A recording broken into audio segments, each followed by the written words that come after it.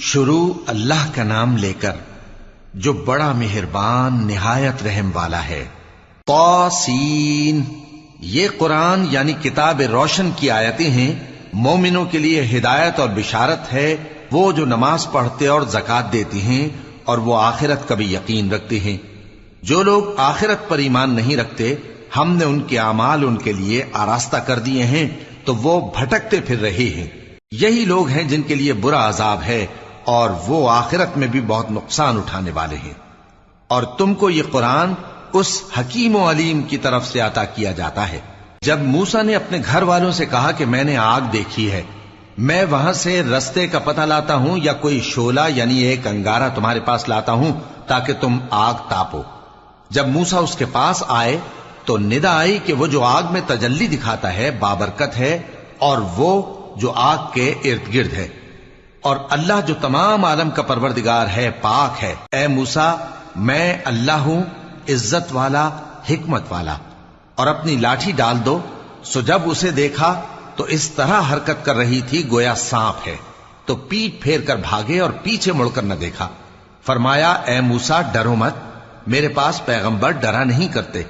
ہاں، جس نے ظلم کیا پھر برائی کے بعد اسے نیکی سے بدل دیا تو میں بخشنے والا مہربان ہوں۔ اور اپنا ہاتھ اپنے گریبان میں ڈالو، بے عیب سفید و روشن نکلے گا۔ ان 2 معجزوں کے ساتھ جو 9 معجزوں میں داخل ہیں فرعون اور اس کی قوم کے پاس جاؤ کہ وہ بدکردار لوگ ہیں۔ پھر جب ان کے پاس ہماری روشن نشانیاں پہنچیں تو کہنے لگے یہ کھلا جادو ہے، اور بے انصافی اور غرور سے ان کو ماننے سے انکار کیا، جبکہ ان کے دل ان کو مان چکے تھے۔ سو دیکھ لو کہ فساد کرنے والوں کا انجام کیسا ہوا۔ اور ہم نے داؤد اور سلیمان کو علم بخشا، اور انہوں نے کہا کہ اللہ کا شکر ہے جس نے ہمیں اپنے بہت سے مومن بندوں پر فضیلت دی۔ اور سلیمان داؤد کے قائم مقام ہوئے اور کہنے لگے کہ لوگوں، ہمیں اللہ کی طرف سے پرندوں کی بولی سکھائی گئی ہے اور ہر چیز عنایت فرمائی گئی ہے، بے شک یہ اس کا خاص فضل ہے۔ اور سلیمان کے لیے جنوں اور انسانوں اور پرندوں کے لشکر جمع کیے گئے اور پھر ان کی جماعتیں بنائی گئیں، یہاں تک کہ جب چیونٹیوں کے میدان میں پہنچے تو ایک چیونٹی نے کہا کہ چیونٹیوں، اپنے اپنے بلوں میں داخل ہو جاؤ، ایسا نہ ہو کہ سلیمان اور اس کے لشکر تم کو کچل ڈالیں اور ان کو خبر بھی نہ ہو۔ تو وہ اس کی بات سے ہنس پڑے اور کہنے لگے کہ اے پروردگار، مجھے توفیق عنایت کر کہ جو احسان تو نے مجھ پر اور میرے ماں باپ پر کیے ہیں ان کا شکر کروں اور ایسے نیک کام کروں کہ تو ان سے خوش ہو جائے، اور مجھے اپنی رحمت سے اپنے نیک بندوں میں داخل فرما۔ اور جب انہوں نے پرندوں کا جائزہ لیا تو کہنے لگے کیا سبب ہے مجھے ہدہد نظر نہیں آتا؟ کیا کہیں غائب ہو گیا ہے؟ میں اسے سخت سزا دوں گا یا ذبح کر ڈالوں گا یا میرے سامنے اپنی بے قصوری کی واضح دلیل پیش کرے۔ ابھی تھوڑی ہی دیر ہوئی تھی کہ ہدہد آ موجود ہوا اور کہنے لگا کہ مجھے ایک ایسی چیز معلوم ہوئی ہے جس کی آپ کو خبر نہیں، اور میں آپ کے پاس ملک سبا سے ایک یقینی خبر لے کر آیا ہوں۔ میں نے ایک عورت دیکھی کہ ان لوگوں پر حکومت کرتی ہے اور ہر چیز اسے میسر ہے، اور اس کا ایک شاندار تخت ہے۔ میں نے دیکھا کہ وہ اور اس کی قوم اللہ کو چھوڑ کر آفتاب کو سجدہ کرتے ہیں، اور شیطان نے ان کے اعمال انہیں آراستہ کر دکھائے ہیں اور ان کو رستے سے روک رکھا ہے، پس وہ رستے پر نہیں آتے اور نہیں سمجھتے ہیں کہ اللہ کو جو آسمانوں اور زمین میں چھپی چیزوں کو ظاہر کر دیتا اور تمہارے پوشیدہ اور ظاہر اعمال کو جانتا ہے، کیوں سجدہ نہ کریں؟ اللہ کے سوا کوئی عبادت کے لائق نہیں، وہی عرش عظیم کا مالک ہے۔ سلیمان نے کہا اچھا، ہم دیکھیں گے تو نے سچ کہا ہے یا تو جھوٹا ہے۔ یہ میرا خط لے جا اور اسے ان کی طرف ڈال دے، پھر ان کے پاس سے ہٹ جانا اور دیکھنا کہ وہ کیا جواب دیتی ہیں۔ ملکہ نے کہا کہ دربار والوں، مجھ تک ایک نامہ گرامی پہنچایا گیا ہے، وہ سلیمان کی طرف سے ہے، اور مضمون یہ ہے کہ شروع اللہ کا نام لے کر جو بڑا مہربان نہایت رحم والا ہے، بعد اس کے یہ کہ مجھ سے سرکشی نہ کرو اور مطیع و فرما بردار ہو کر میرے پاس چلے آؤ۔ خط سنا کر کہنے لگی کہ اے اہل دربار، میرے اس معاملے میں مجھے مشورہ دو، جب تک کہ تم حاضر نہ ہو اور صلاح نہ دو میں کسی کام کا فیصلہ نہیں کیا کرتی۔ وہ بولے کہ ہم بڑے زوراور اور سخت جنگجو ہیں، اور حکم آپ کے اختیار میں ہے، تو جو حکم دیجیے گا اس کے انجام پر نظر کر لیجئے گا۔ اس نے کہا کہ بادشاہ جب کسی شہر میں داخل ہوتے ہیں تو اس کو تباہ کر دیتے ہیں اور وہاں کے عزت والوں کو ذلیل کر دیا کرتے ہیں، اور اسی طرح یہ بھی کریں گے، اور میں ان کی طرف کچھ تحفہ بھیجتی ہوں اور دیکھتی ہوں کہ قاصد کیا جواب لاتے ہیں۔ پس جب قاصد سلیمان کے پاس پہنچا تو سلیمان نے کہا، کیا تم مجھے مال سے مدد دینا چاہتے ہو؟ سو جو کچھ اللہ نے مجھے عطا فرمایا ہے وہ اس سے کہیں بہتر ہے جو تمہیں دیا ہے۔ حقیقت یہ ہے کہ اپنے تحفے سے تم ہی خوش ہوتے ہوگے۔ ان کے پاس واپس جاؤ، اب ہم ان پر ایسے لشکر لے کر حملہ کریں گے جن کے مقابلے کی ان میں طاقت نہ ہوگی، اور ان کو وہاں سے بے عزت کر کے نکال دیں گے اور وہ ذلیل ہوں گے۔ سلیمان نے کہا کہ اے دربار والو، کوئی تم میں ایسا ہے کہ قبل اس کے کہ وہ لوگ فرما بردار ہو کر ہمارے پاس آئیں، ملکہ کا تخت میرے پاس لے آئے؟ جنات میں سے ایک قوی ہیکل جن نے کہا کہ قبل اس کے کہ آپ اپنی جگہ سے اٹھیں میں اس کو آپ کے پاس لا حاضر کرتا ہوں، اور مجھے اس پر قدرت بھی حاصل ہے اور امانت دار بھی ہوں۔ ایک شخص جس کو کتاب الہی کا علم تھا کہنے لگا کہ میں آپ کی آنکھ کے جھپکنے سے پہلے پہلے اسے آپ کے پاس حاضر کیے دیتا ہوں۔ جب سلیمان نے تخت کو اپنے پاس رکھا ہوا دیکھا تو کہا کہ یہ میرے پروردگار کا فضل ہے تاکہ مجھے آزمائے کہ میں شکر کرتا ہوں یا کفران نعمت کرتا ہوں، اور جو شکر کرتا ہے تو اپنے ہی فائدے کے لیے شکر کرتا ہے، اور جو ناشکری کرتا ہے تو میرا پروردگار بے نیاز ہے، کرم کرنے والا ہے۔ سلیمان نے کہا کہ ملکہ کے امتحان عقل کے لیے اس کے تخت کی صورت بدل دو، دیکھیں کہ وہ سوج رکھتی ہے یا ان لوگوں میں سے ہے جو سوج نہیں رکھتے۔ پھر جب وہ آ پہنچی تو پوچھا گیا کہ کیا آپ کا تخت بھی اسی طرح کا ہے؟ اس نے کہا کہ یہ تو گویا ہو بہو وہی ہے، اور ہم کو اس سے پہلے ہی سلیمان کی عظمت و شان کا علم ہو گیا تھا، اور ہم فرما بردار ہیں۔ اور وہ جو اللہ کے سوا دوسروں کی پرستش کرتی تھی، سلیمان نے اس کو اس سے منع کیا کہ وہ کافروں میں سے تھی۔ اس کے بعد اس سے کہا گیا کہ محل میں چلیے۔ جب اس نے اس کے فرش کو دیکھا تو اسے پانی کا حوض سمجھا اور کپڑا اٹھا کر اپنی پنڈلیاں کھول دی۔ سلیمان نے کہا، یہ ایسا محل ہے جس کے نیچے بھی شیشے جڑے ہوئے ہیں۔ وہ بول اٹھی کہ پروردگار، میں اپنے آپ پر ظلم کرتی رہی تھی، اور اب میں سلیمان کے ساتھ اللہ رب العالمین پر ایمان لاتی ہوں۔ اور ہم نے سمود کی طرف ان کے بھائی صالح کو بھیجا کہ اللہ کی عبادت کرو، تو وہ دو فریق ہو کر آپس میں جھگڑنے لگے۔ صالح نے کہا کہ اے قوم، تم بھلائی سے پہلے برائی کے لیے کیوں جلدی کرتے ہو، اور اللہ سے بخشش کیوں نہیں مانگتے تاکہ تم پر رحم کیا جائے؟ وہ کہنے لگے کہ تم اور تمہارے ساتھی ہمارے لیے برا شگون ہیں۔ صالح نے کہا کہ تمہاری بدشگونی اللہ کے پاس ہے، بلکہ تم ایسے لوگ ہو جن کی آزمائش کی جاتی ہے۔ اور شہر میں 9 شخص تھے جو ملک میں فساد کیا کرتے تھے اور اصلاح سے کام نہیں لیتے تھے۔ کہنے لگے کہ اللہ کی قسم کھاؤ کہ ہم رات کو اس پر اور اس کے گھر والوں پر شبخون ماریں گے، پھر اس کے وارثوں سے کہہ دیں گے کہ ہم تو اس کے گھر والوں کے موقع ہلاکت پر تھے ہی نہیں، اور ہم سچ کہتے ہیں۔ اور وہ ایک چال چلے، اور ہم نے بھی ایک تدبیر کی، اور ان کو کچھ خبر نہ ہوئی۔ تو دیکھ لو کہ ان کی چال کا انجام کیسا ہوا۔ ہم نے ان کو اور ان کی قوم سب کو ہلاک کر ڈالا۔ اب ان کے یہ گھر ان کے ظلم کے سبب تلپٹ پڑے ہیں۔ جو لوگ علم رکھتے ہیں ان کے لیے اس میں نشانی ہے، اور جو لوگ ایمان لائے اور ڈرتے تھے ان کو ہم نے نجات دی۔ اور لوط کو یاد کرو جب انہوں نے اپنی قوم سے کہا کہ تم بے حیائی کے کام کیوں کرتے ہو جبکہ تم دیکھتے ہو؟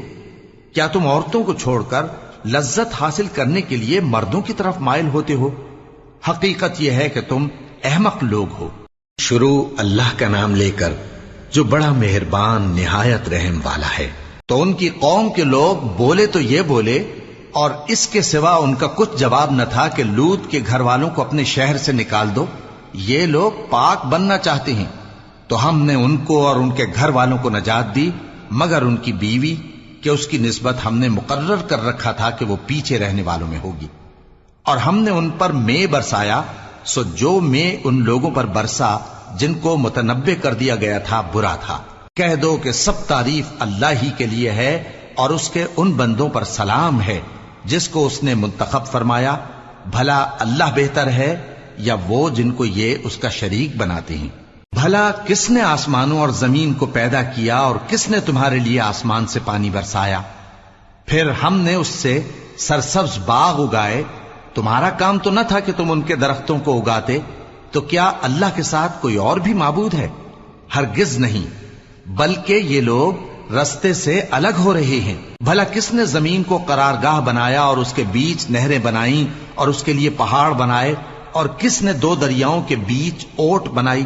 یہ سب کچھ اللہ نے بنایا، تو کیا اللہ کے ساتھ کوئی اور معبود بھی ہے؟ ہرگز نہیں، بلکہ ان میں اکثر علم نہیں رکھتے۔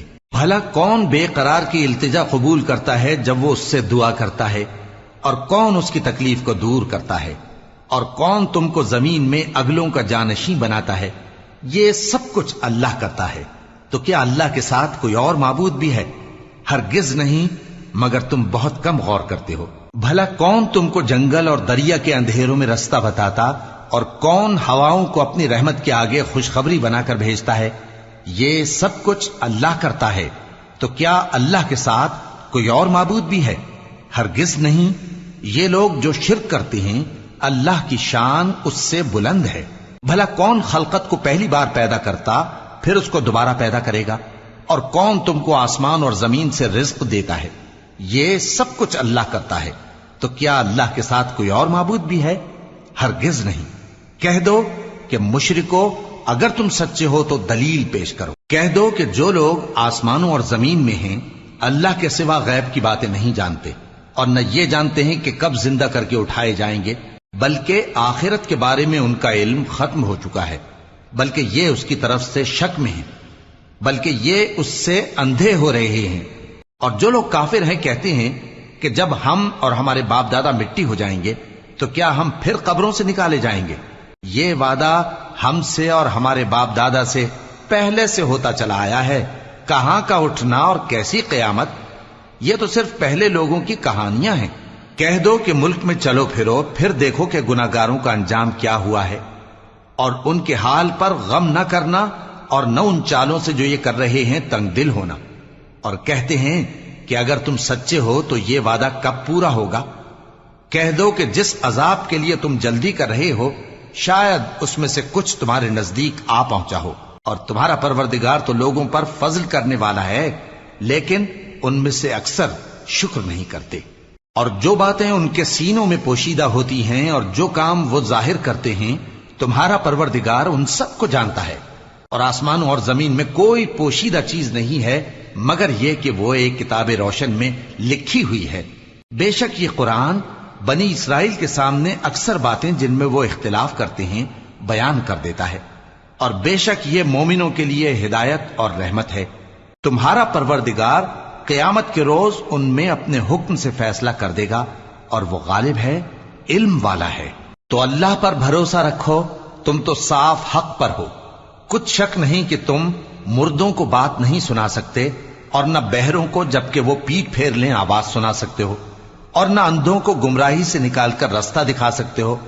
تم تو انہی کو سنا سکتے ہو جو ہماری آیتوں پر ایمان لاتے ہیں، پھر وہ فرما بردار ہو جاتے ہیں، اور جب ان کے بارے میں عذاب کا وعدہ پورا ہوگا تو ہم ان کے لیے زمین میں سے ایک جانور نکالیں گے جو ان سے باتیں کرے گا۔ یہ ہم اس لیے کریں گے کہ لوگ ہماری آیتوں پر ایمان نہیں لاتے تھے۔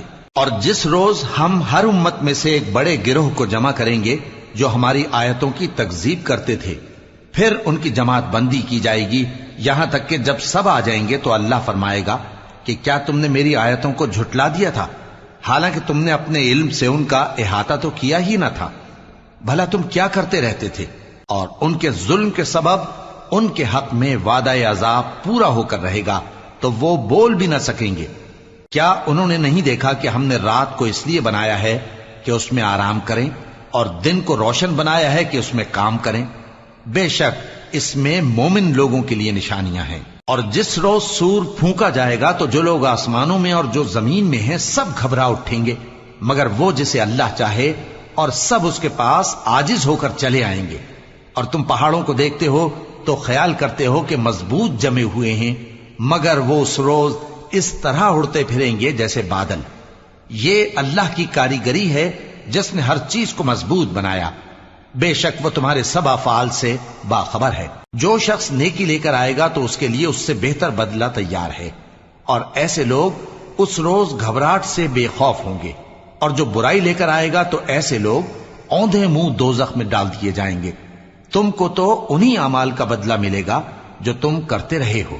کہہ دو مجھ کو یہی ارشاد ہوا ہے کہ اس شہر مکہ کے مالک کی عبادت کروں جس نے اس کو محترم بنایا ہے اور ہر چیز اسی کی ہے، اور مجھے یہ بھی حکم ہوا ہے کہ میں فرما بردار رہوں، اور یہ بھی کہ قرآن پڑھا کروں۔ اب جو شخص راہ راست اختیار کرتا ہے تو اپنے ہی فائدے کے لیے اختیار کرتا ہے، اور جو گمراہ رہتا ہے تو کہہ دو کہ میں تو صرف خبردار کرنے والا ہوں۔ اور کہو کہ اللہ کا شکر ہے وہ تم کو عنقریب اپنی نشانیاں دکھائے گا تو تم ان کو پہچان لو گے، اور جو کام تم کرتے ہو تمہارا پروردگار ان سے بے خبر نہیں ہے۔